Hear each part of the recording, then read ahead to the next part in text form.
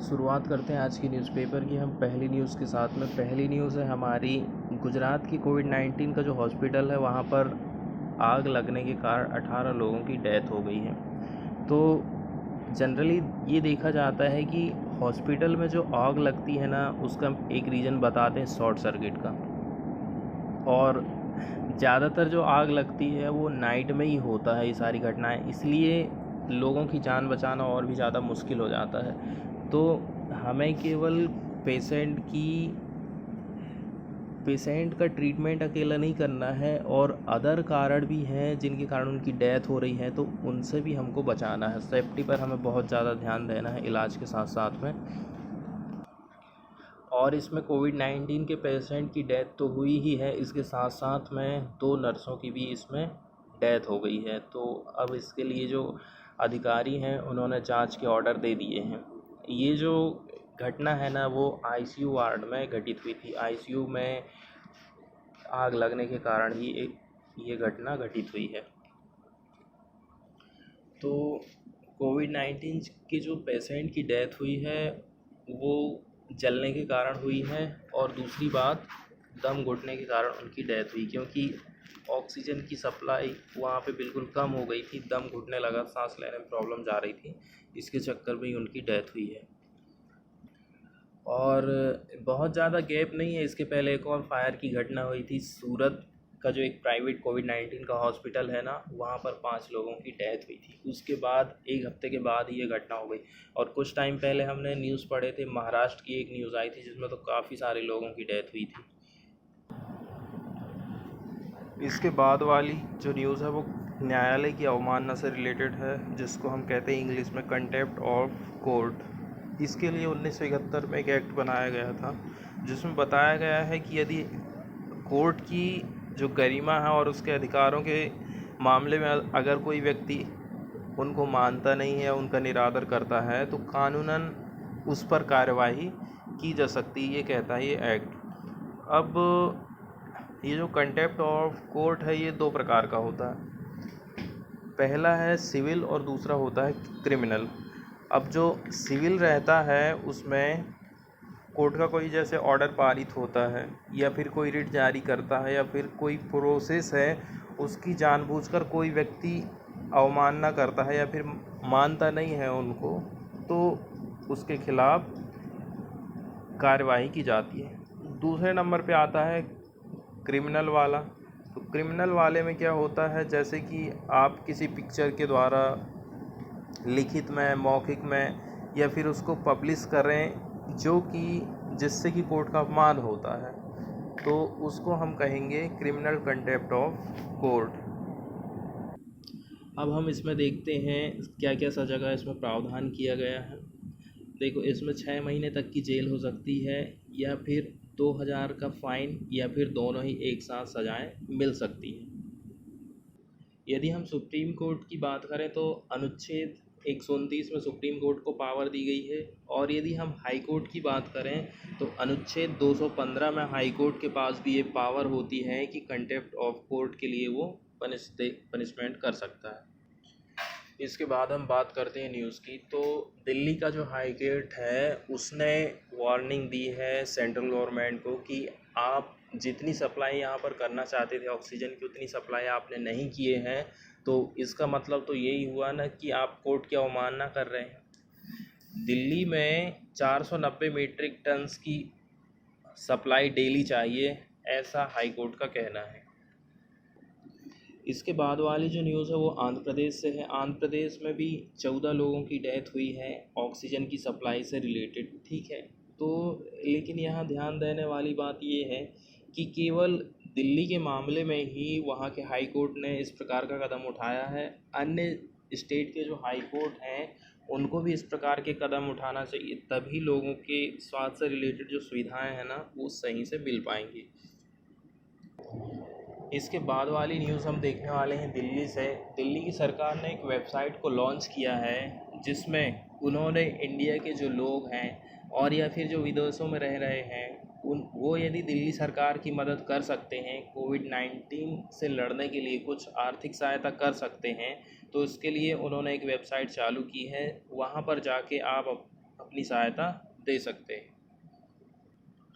तो ये उनकी वेबसाइट है दिल्ली फाइट्स कोरोना.in/donate। यहाँ पर जाके आप डोनेट कर सकते हैं, या फिर यदि आप कोई इक्विपमेंट देना चाहते हैं या आप कोई फंड देना चाहते हैं तो दोनों प्रकार से आप हेल्प कर सकते हैं इस वेबसाइट में जा कर के। इसके बाद वाली न्यूज़ जम्मू कश्मीर से है। जम्मू कश्मीर के एक टीचर हैं जो कि तहरीक हुर्रियत से क्या करते थे, उनका सपोर्ट करते थे, जिसके चक्कर में उनको टर्मिनेट कर दिया गया है। कोई इंक्वायरी उनके खिलाफ़ की नहीं गई है और सीधे सीधे उनको टर्मिनेट कर दिया गया है interest of security of state के अंतर्गत में। तो आर्टिकल 311 का जो क्लास 2 है और उसका जो सब क्लास सी है ना, उसके अंतर्गत ये कार्रवाई उन पर की गई है और इससे वहाँ के जो एलजी हैं वो भी सेटिस्फाई हो गए हैं। इसके अलावा भी उनको 1-2 बार पब्लिक सेफ्टी एक्ट के अंतर्गत गिरफ्तारी हुई है उनकी। इसी के चक्कर में लास्ट में फिर क्या हुआ, इन्होंने एक स्पेशल टास्क फोर्स को कॉन्स्टिट्यूट किया था कि आइडेंटिफाई किया जा सके और स्क्रूटनी की जा सके, जांच की जा सके कि वास्तव में ये उस संस्था से जुड़े हुए हैं या नहीं जुड़े हुए हैं, या उसको सपोर्ट करते हैं कि नहीं करते हैं, तहरीक हुर्रियत को। इसके बाद वाली हम न्यूज़ देखने वाले हैं अमेरिका और इंडिया के जो मिलिट्री रिलेशन है ना, उससे रिलेटेड आई है। तो अमेरिका ने जो 6P8L पेट्रोल एयरक्राफ्ट है ना, उसको इंडिया को देने के लिए क्लियर कर दिया है। ओरिजिनली हमारे देश ने ऐसे 10 विमानों का ऑर्डर दिया था, लेकिन बाद में फिर अपने ऑर्डर को इंडिया ने कट कर दिया था। 10 में से अब 6 को ही हम खरीदेंगे, ऐसा इंडिया का कहना है। बजट कम पड़ गया है इसलिए। अब टोटल यदि इसकी वैल्यू हम देखें तो $2.42 बिलियन इसकी कुल कीमत होती है। और यदि हम डील की बात करें तो ये डील कब की गई थी? ये डील की गई थी 2019 में नवंबर में, ठीक है। डिफेंस एक्विजिशन काउंसिल जिसके चेयरपर्सन थे डिफेंस मिनिस्टर हमारे राजनाथ सिंह, इन्होंने अप्रूवल दिया था कि हम इस प्रकार के विमान खरीदेंगे जो कि लॉन्ग रेंज वाले हैं, मैरीटाइम की सर्विलांस करने वाले एयरक्राफ्ट हैं, मतलब समुद्री सर्विलांस एयरक्राफ्ट है ये। और ये है, इसको बनाने वाली कंपनी का नाम है बोइंग। अब इसमें एक ख़ास बात ये बताई गई है, यदि हम P8L एयरक्राफ्ट की बात करें तो ये बोइंग 737 कमर्शियल एयरक्राफ्ट है, उस पर आधारित है और इंडिया इसका पहला इंटरनेशनल कस्टमर बन गया है इसको ख़रीदने वाला।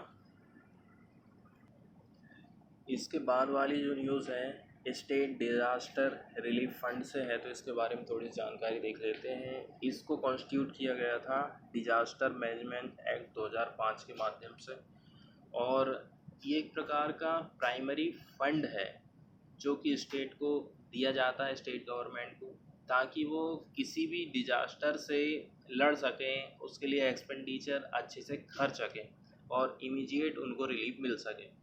यदि हम बात करें कि कितना कितना पैसा किस किस को दिया जाता है, तो 75% जो हिस्सा है ना वो स्टेट को दिया जाता है, ठीक है, जो कि जनरल कैटेगरी के स्टेट रहते हैं। यदि हम बात करें यूनियन टेरिटरीज़ की, तो उनको 90% हिस्सा दिया जाता है for special category state and union territories, जैसे कि नॉर्थ ईस्ट स्टेट्स हैं, सिक्किम है, उत्तराखंड है, हिमाचल प्रदेश है, जम्मू एंड कश्मीर है। और दूसरी बात ये है कि इसको 2 किस्तों में दिया जाता है, अलग अलग इंस्टॉलमेंट में, और इसको रिकमेंड कौन करता है? फाइनेंस कमीशन इसको रिकमेंड करता है। अब यदि हम ये बात करें कि इस कोर्स में, इस फंड में पैसा कहाँ से आता है, तो कई सारी ऐसी वस्तुएं हैं जिन पर उपकर टैक्स लगाया जाता है तथा उत्पाद शुल्क, सीमा शुल्क, ये सारी चीज़ें लगाई जाती हैं जिसके माध्यम से इस पर हमें पैसा कलेक्शन होता है। और वित्त विधेयक के माध्यम से प्रति वर्ष इसका अनुमोदन किया जाता है। ठीक है, यदि हम बात करें ना वर्तमान टाइम में, तो एनडीआरएफ को पैसा प्रदान करने के लिए एक शुल्क लगाया जाता है। ठीक है, ड्यूटी लगाई जाती है, national calamity contingent duty NCCT लगाया जाता है। और यदि ज़रूरत पड़ी तो कुछ बजट भी इसमें पेश कर दिया जाता है, बजट के माध्यम से भी पैसा इस राहत कोष में डाल दिया जाता है। ठीक है, और NCCT को 7वीं अनुसूची मतलब निर्मित या फिर जो उत्पादित वस्तुएं होती हैं ना, उसमें निर्दिष्ट वस्तुओं पर आरोपित किया जाता है। जो जो वस्तुएं उसमें बताई गई हैं वहाँ पर इसको लगाया जाता है। अब हम इसकी बात करते हैं, इसको कंट्रोल कौन करता है या फिर उसकी देख रेख निगरानी कौन करता है। तो 2 टाइप से इसकी निगरानी होती है, एक तो गृह मंत्रालय करता है, दूसरा किसान कल्याण मंत्रालय करता है। किसान कल्याण मंत्रालय के अंतर्गत में कुछ कुछ ऐसे आपदाएं आती जैसे कि सूखा आ गया, ओलावृष्टि, कीटों का हमला हो जाता है, शीतलहर, ठंड से जुड़ी जो आपदाएं हैं ना, तो इनकी जो राहत गतिविधियां हैं उनका कंट्रोल रहता है कृषि मंत्रालय, कृषि कल्याण मंत्रालय के हाथ में। और जो प्राकृतिक आपदाएं हैं वो मिनिस्ट्री ऑफ होम अफेयर्स के अंतर्गत आती हैं। यदि हम बात करें और भी इसकी देखरेख कौन करता है, इसके पैसों का जो लेन देन होता है, तो कैग जो है एनडीआरएफ के खातों को ऑडिट करता है। अब हम देख लेते हैं न्यूज़। तो केंद्र सरकार ने पहली जो इंस्टॉलमेंट है एसडीआरएफ फंड की उसको रिलीज़ कर दिया है। कोविड-19 की वेव से, सेकंड वेव से लड़ने के लिए स्टेट को पैसा देने के लिए फर्स्ट जो इंस्टॉलमेंट है उसको रिलीज़ कर दिया है।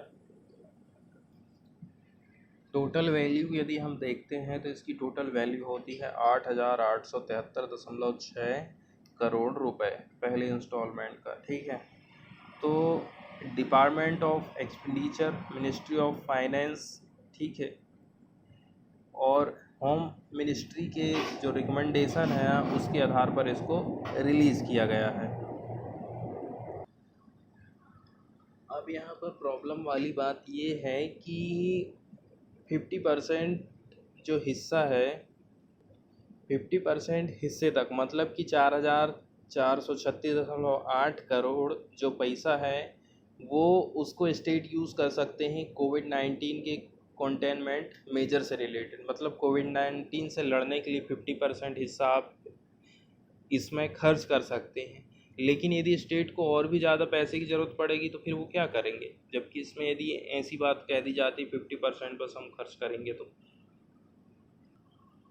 अब यदि हम बात करें कि कहाँ कहाँ इसको हम यूज़ कर सकते हैं खर्च करने में कोविड-19 से लड़ने के लिए, तो मिनिस्ट्री का कहना है, ठीक है, ऑक्सीजन जनरेशन और स्टोरेज जो प्लांट है ना हॉस्पिटल में उसके लिए आप यूज़ कर सकते हैं, वेंटिलेटर ख़रीद सकते हैं, एयर प्योरीफायर लगा सकते हैं, और एम्बुलेंस की जो सेवाएं हैं अभी जितनी भी है उसको आप बढ़ा सकते हैं। कहाँ पर? और दूसरी बात यह है, कोविड-19 के हॉस्पिटल यदि आपको बनाना है, कोविड-19 केयर सेंटर स्थापित करना है, तो वहाँ पर भी इस पैसे का इस्तेमाल कर सकते हैं। इसके अलावा इसमें एक वर्ड आया है थर्मल स्कैनर। तो हॉस्पिटल में थर्मल स्कैनर का यूज़ किया जाता है, जो इमरजेंसी रूम होता है ना वहाँ से थर्मल इमेजिंग सिस्टम होता है एक प्रकार का, जो कि क्विकली टेम्परेचर को पता लगा लेता है, ठीक है, कि कोविड-19 का टेम्परेचर, पेशेंट का टेम्परेचर कितना है, क्या इसको कोई बुखार है, मतलब तुरंत यदि हमें जांच करना है टेम्परेचर की तो उसके लिए ये थर्मल स्कैनर का यूज़ किया जाता है हॉस्पिटल में। अब यदि हम बात करें कि किस किस स्टेट को कितना पैसा मिला है, तो महाराष्ट्र को यहाँ पर बताया गया 1288 करोड़ रुपया, कर्नाटक को 316.4, केरल को 125.6 करोड़ रुपए और उत्तर प्रदेश को 773.2 करोड़ रुपया। ठीक है, अब चूँकि दिल्ली जो है एक यूनियन टेरिटरी है, इसलिए जो फंड है ना रिलीज़ किया जाएगा मिनिस्ट्री के द्वारा, और जिसमें इंक्लूड किया जाएगा यूनियन का जो बजट रहता है उसको भी। अब यदि हम बात करें कि कौन कौन सा बेस इसमें देखा जाता है फ़ंड को रिलीज करते टाइम, तो पिछले साल किस राज्य ने कितना पैसा खर्च किया था वो देखते हैं, और दूसरी बात ये देखते हैं कि पॉपुलेशन किसकी है, पॉपुलेशन कितनी है उस स्टेट की, उस हिसाब से इस फंड को रिलीज़ किया जाता है। इसके बाद वाली न्यूज़ आप देख रहे हैं, ये जो पिक्चर है वो है देबू चौधरी की। ये बहुत ही फेमस सितार वादक थे इंडिया के, जिनकी डेथ हो गई है। तो इनकी जो डेथ है वो दिल्ली के एक हॉस्पिटल में कोविड-19 के कारण हुई है। यदि हम बात करें इनकी लाइफ स्टाइल की ना, तो ये सैनिया घराने के जो अगवा कलाकार थे ना, उन्हीं में इनको शामिल किया जाता है। लगभग 6 दशक तक इन्होंने सितार वादन का काम किया है, ठीक है। और इसके अलावा ये दुनिया भर में इन्होंने भ्रमण भी किया और अपने सितार वादन की जो कला है उसको फैलाने का काम किया। इसके अलावा यदि कुछ इनको पुरस्कार की बात करें कि कौन कौन से पुरस्कार इस क्षेत्र में इनको मिल चुके हैं, तो इनको पद्मश्री और पद्म भूषण पुरस्कारों से भी सम्मानित किया जा सकता है। ये शिक्षाविद के अलावा लेखक के तौर पर भी इन्होंने काफ़ी काम किया है। और यदि हम इनके जन्म की बात करें तो इनका जन्म हुआ था 1935 में बांग्लादेश में, ठीक है।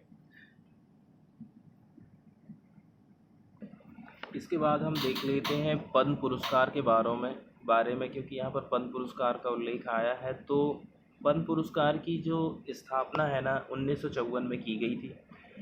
1978, 1979 और 1993 से 1997 के दौरान थोड़े से अंतराल को छोड़कर, मतलब इस अंतराल में ये प्रदान नहीं किए गए थे। हर साल इनको गणतंत्र दिवस के मौके पर दिया जाता है और इनकी 3 अलग अलग श्रेणी है: पद्म विभूषण, पद्म भूषण और पद्मश्री। पद्म विभूषण असाधारण और विशिष्ट सेवा के लिए दिया जाता है। पद्म भूषण पुरस्कार है जो है उच्च कोटि और विशिष्ट सेवा के लिए दिया जाता है, और पद्मश्री जो रहता है विशिष्ट सेवा के लिए प्रदान किया जाता है। और यदि हम बात करें पद्म विभूषण की, तो ये सरकारी जो कर्मचारी रहते हैं ना, वो जो सेवा देते हैं, और भी कोई क्षेत्र हो सकते हैं, विशेष क्षेत्र रह सकते हैं जिसमें जो उल्लेखनीय काम वो करते हैं, उसके लिए इनको प्रदान किया जाता है। और पद्म विभूषण दूसरा सबसे बड़ा राष्ट्रीय पुरस्कार है। यदि हम पद्म पुरस्कार टोटली की बात करें तो ये 2nd नंबर पर आता है, भारत रत्न के बाद दूसरा सबसे बड़ा सम्मान होता है। देखिए, पद्म विभूषण का नंबर लगता है सेकंड सबसे बड़ा। किसी भी विशेष सेवा क्षेत्र में यदि आप अच्छा काम करते हो तो पद्म विभूषण 2nd नंबर का सबसे बड़ा पुरस्कार है। पद्म भूषण की यदि हम बात करें तो किसी भी क्षेत्र में विशेष काम करने के लिए दिए जाने वाला ये 3रे नंबर का सबसे बड़ा राष्ट्रीय पुरस्कार है। इसके बाद नंबर लगता है पद्मश्री का, तो ये 4थे नंबर का सबसे बड़ा राष्ट्रीय पुरस्कार है, जो कि कोई विशेष कार्य आप करते हो तो दिया जाता है। देखो, यदि ये पुरस्कार किसी व्यक्ति को दिए जा रहे हैं तो इसका मतलब ये है कि उस व्यक्ति ने जो भी काम किया है उस विशिष्ट काम को आप मान्यता दे रहे हो, आप मान रहे हो उस काम को कि नहीं सही में इसने काम किया है, ठीक है। और ये है कि सामने वाले व्यक्ति को आप प्रोत्साहित करते हैं कि और भी लोग इस टाइप के काम करें। तो कई प्रकार के इसके क्षेत्र हैं या फिर गतिविधि है, जैसे कला, साहित्य, शिक्षा, खेलकूद, ठीक है, मेडिकल है, समाज की सेवा है, साइंस है, इंजीनियरिंग है, कुछ लोक कार्य है, सिविल से रिलेटेड कोई भी सेवा है, व्यापार, उद्योग, ये सारे क्षेत्र इसमें शामिल किए जाते हैं, ठीक है। अब यहाँ पर ये बात बताई गई है कि जो भी व्यक्ति इसमें सिलेक्ट किए जाते हैं उसमें लोक सेवा का तत्व होना चाहिए, ठीक है। और दूसरी बात यह है कि कोई भी जाति का हो, व्यवसाय का हो, पद या फिर लिंग का इसमें कोई भेदभाव नहीं किया जाता है। इसके बाद वाली न्यूज़ जस्ट थोड़े से नॉलेज के लिए है कि जो डैनियल स्मिथ है ना, इनको इंडिया का राजदूत नियुक्त किया गया है। जो पिक्चर आप देख रहे हो ना, ये उन्हीं की पिक्चर है।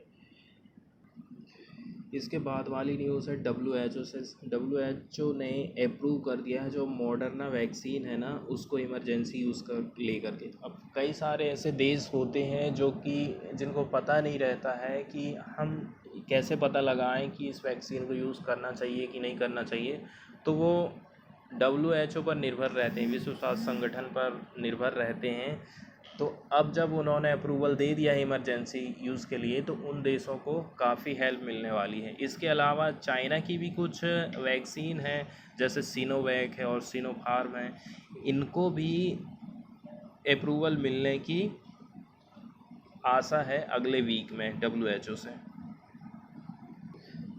अब ये जो वैक्सीन है मॉडर्ना, ठीक है, US मैन्युफैक्चरर जैसे एस्ट्राजेनिका है, फाइजर एंड बायोटेक है, जॉनसन एंड जॉनसन है, इनको इमरजेंसी यूज़ के लिए परमिशन मिल गई है। तो अब ये जो वैक्सीन है ये भी इस लिस्ट में शामिल हो गई है।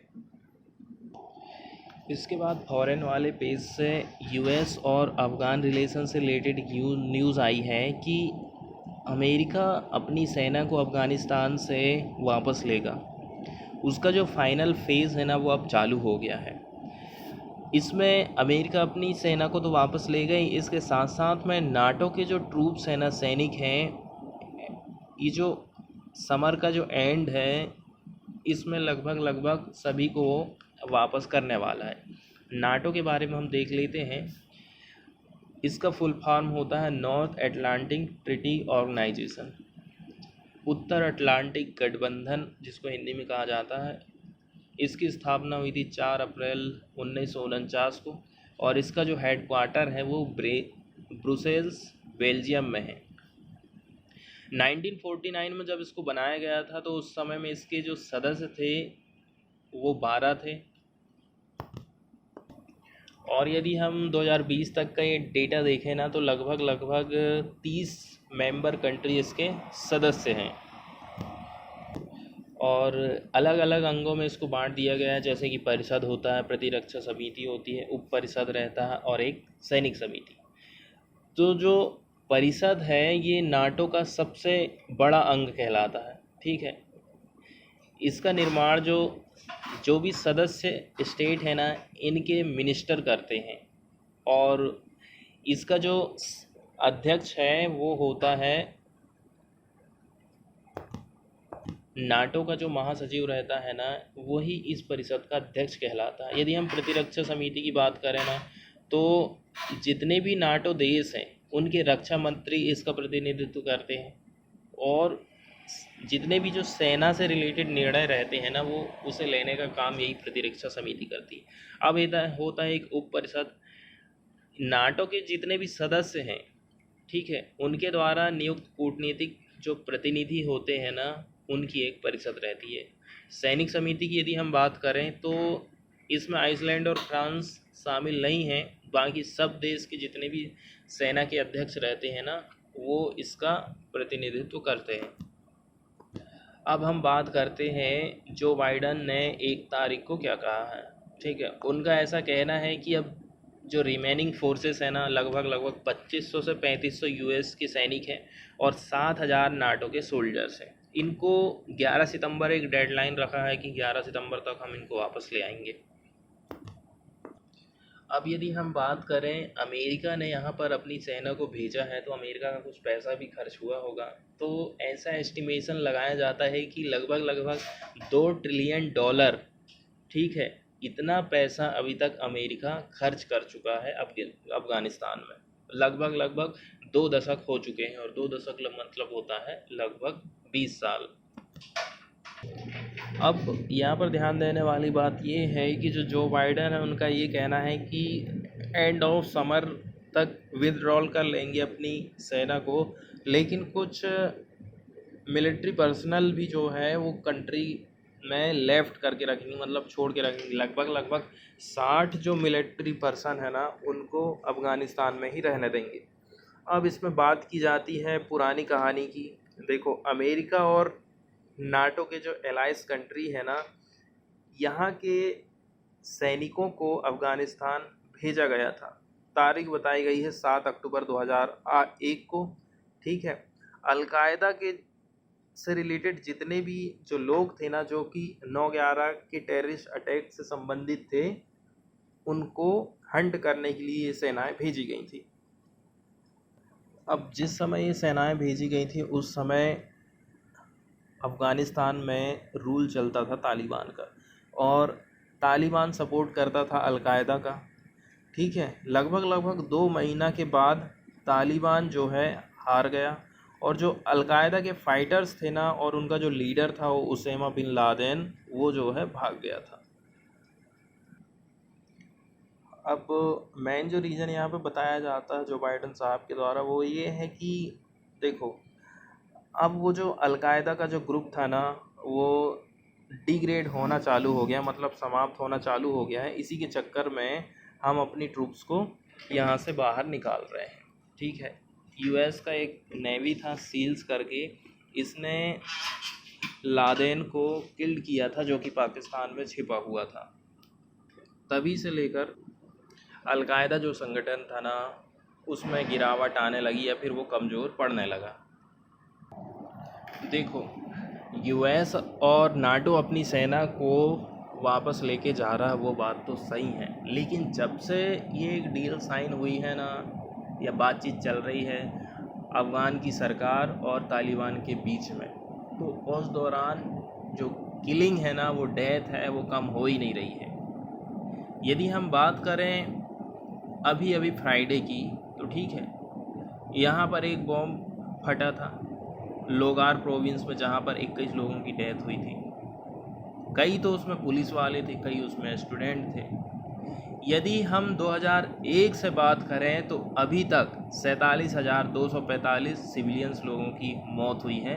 एक कोस्ट ऑफ वार प्रोजेक्ट है जिसमें ये बात बताई गई है। कई सारे जो लोग हैं ना, मिलियंस में, वो डिस्प्लेस्ड हुए हैं, एक जगह से दूसरे उधर जाने पर मजबूर हो गए हैं, या तो वो अफ़गानिस्तान का इनसाइड वाला एरिया हो, या फिर चाहे पाकिस्तान चले गए, ईरान चले गए, या फिर यूरोप चले गए। देखो, अब दिक्कत यहीं पर ये हो जाती है ना। देखो, इस विड्रॉल से यदि तालिबान पीस एग्रीमेंट को साइन अच्छे से नहीं करता या फिर उसको फॉलो नहीं कर पाता है, तो अफ़गानिस्तान की जो सेना है उसके ऊपर फिर से प्रेशर पड़ने वाला है, ऐसा अफ़गान के वाचर्स का कहना है।